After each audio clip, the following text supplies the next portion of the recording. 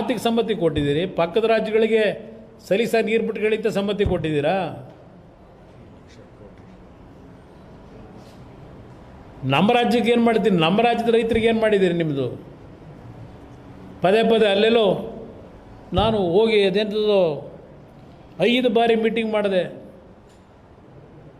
ಜೋಶಿಯವ್ರನ್ನ ಭೇಟಿ ಮಾಡಿದೆ, ಬರೀ ಕೈ ಅಲ್ಲಾಡಿಸಿದ್ರು. ಇದು ಹೇಳಿದಿರಲ್ಲಪ್ಪ, ಈಗ ನಿಮ್ಮ ಜವಾಬ್ದಾರಿ ತಗೊಂಡಿದ್ದೀರಲ್ಲ, ಏನು ಮಾಡ್ತಾ ಇದ್ದೀರಿ? ಯಾವ ಆಧಾರದ ಮೇಲೆ ಹೇಳಿಕೆ ಕೊಟ್ಟಿದ್ದೀರಿ?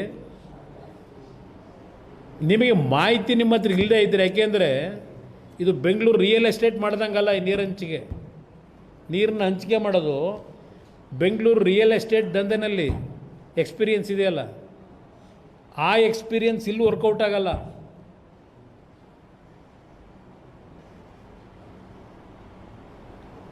ನಿಮಗೆ ವಿಷಯ ಗೊತ್ತಿಲ್ಲದೆ ಇದ್ದರೆ ಯಾರಾದರೂ ನೀರಾವರಿ ತಜ್ಞರ ಜೊತೆ ಚರ್ಚೆ ಮಾಡೋರು ತಿಳ್ಕೋಬೇಕಲ್ಲ. ನಿಮ್ಮ ಎಚ್ ಕೆ ಪಾಟೀಲ್ ಅವರಲ್ಲ, ಕೃಷ್ಣಯ್ಯ ಕಣ್ಣೀರ ಕತೆ ಅಂತಲೇನೋ ಬುಕ್ ಬರೆದಿರು, ಕೃಷ್ಣ ಕಾವೇರಿ ಕಣ್ಣೀರಿನ ಕತೆ.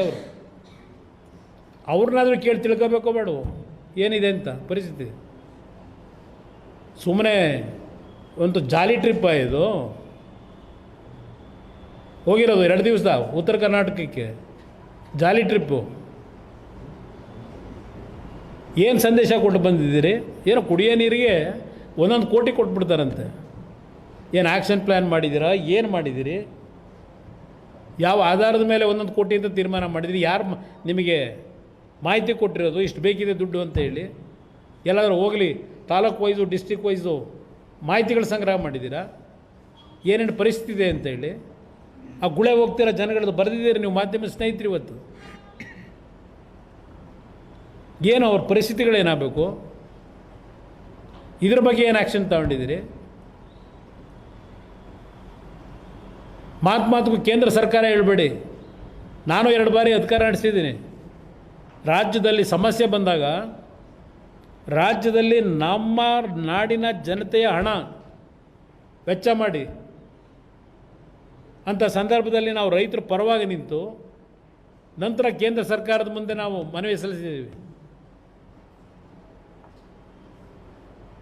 ಅದರಿಂದ ಇವತ್ತು ಯಾತಿಗೆ ನಾನು ಇದನ್ನು ಹೇಳ್ತಾ ಇದ್ದೀನಿ ಅಂದರೆ, ಕೃಷ್ಣ ಗೋದಾವರಿ ನಿಮ್ಮ ಕಾವೇರಿ ಲಿಂಕ್ ಇದೆಯಲ್ಲ, ಕಾವೇರಿ ಏನು ನಮಗೇನು ಸಿಗಲ್ಲ.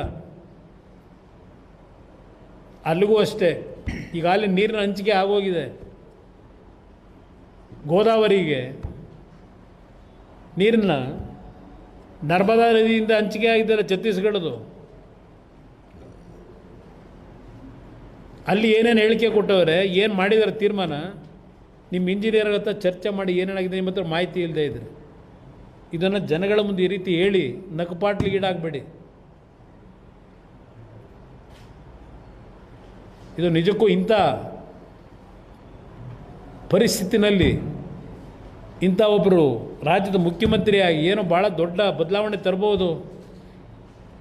ಪಾಪ ಹಳೆಯ ವ್ಯವಹಾರಗಳನ್ನೆಲ್ಲ ಸ್ವಲ್ಪ ಬದಿಗಿಟ್ಟು ರಾಜ್ಯದ ಜನತೆಗೆ ಋಣ ತೀರಿಸ್ತಕ್ಕಂಥ ಕೆಲಸಕ್ಕೊಂದು ಅವಕಾಶ ಸಿಕ್ಕಿದೆ ಅಂತೇಳಿ ಏನೋ ಒಂದು ಐತಿಹಾಸಿಕವಾದಂಥ ಒಂದು ಬದಲಾವಣೆ ತರ್ತಾರೇನೋ ಅಂತ ಹೇಳಿ ನಾನು ಹಗಲಿಗನ್ಸ್ಕೊಳ್ತಾ ಇದ್ದೆ.